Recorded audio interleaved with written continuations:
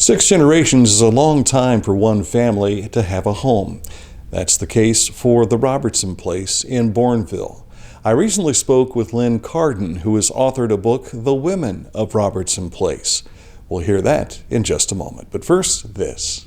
Husqvarna handhelds, chainsaws, trimmers, leaf blowers, hedge trimmers, and more. Buy it here, get it serviced here. Hometown Motors Incorporated, 818 Eastern Avenue, Chillicothe.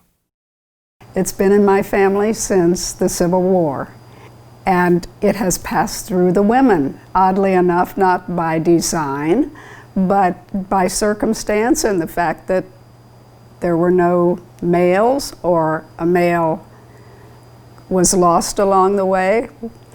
And so I kind of walked into the role of being its owner and curator, and actually I love it.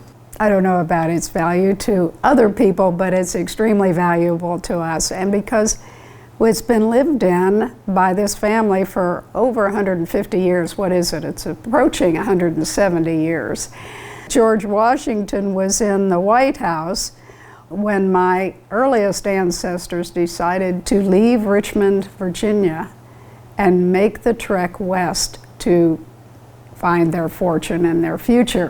And they ended up about 2 miles from here on Blaine Highway, where is Blaine Highway today, and camped out with babies in their arms, believe it or not. This was in 1796. And they spent the winter and then built a cabin, started farming, and I was able to find all this out and to trace the history all the way up, of course, to today. And so this book, that is the result of that research, took me the better part of 20 years, basically. I didn't do this exclusively. I'm a painter, and we're meeting today in my studio where I still work. I felt the story had to be told. All these generations, 6 of whom lived here.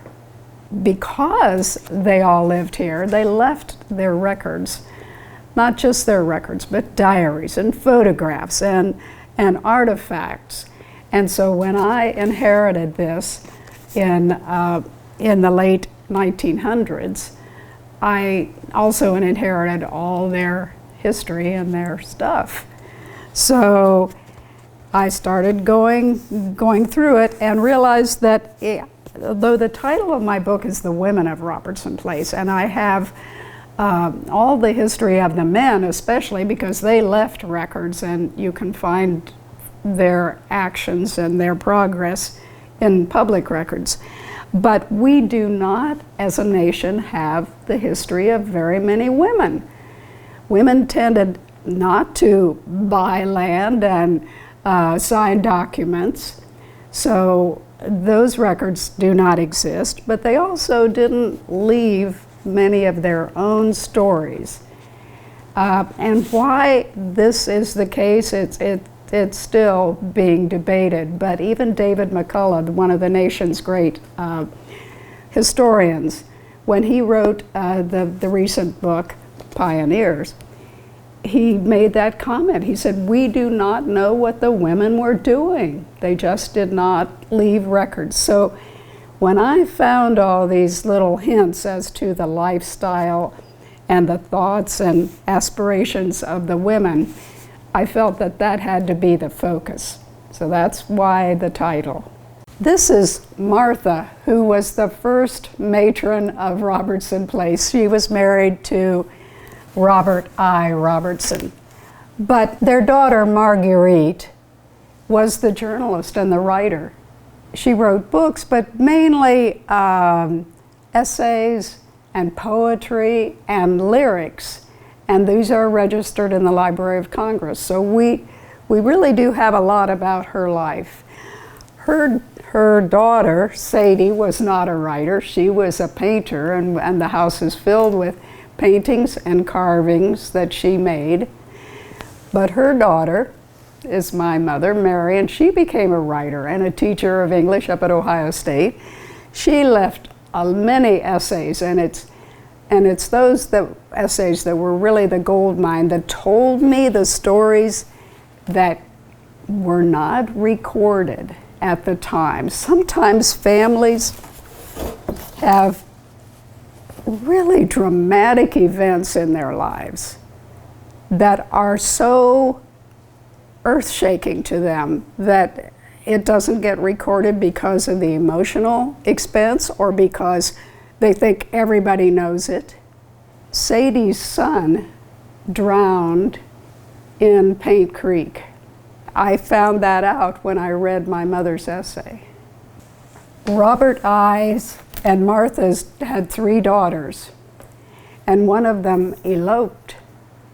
And it was such a traumatic event because the father had already promised her hand in marriage to a man from Bainbridge.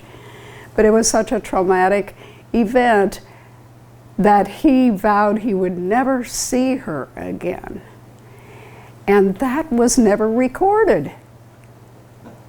I mean, and it was a huge thing in a small community like this. He was a leading citizen, and it affected the family for generations. So these are the things that I was able to mine through my mother's journalism, basically. Here I am. These are my 2 daughters, my husband's and my daughters, and this one has become a writer, and she is just publishing a book this year. So that does seem to run in the family. This book is a history not just of the immediate locale, Bourneville, Bainbridge, Chillicothe, Ross County, but also of Ohio and the US, and in a little sense, the world. And my illustrations are scattered throughout the book. It's chock full of photographs and maps and illustrations and stories.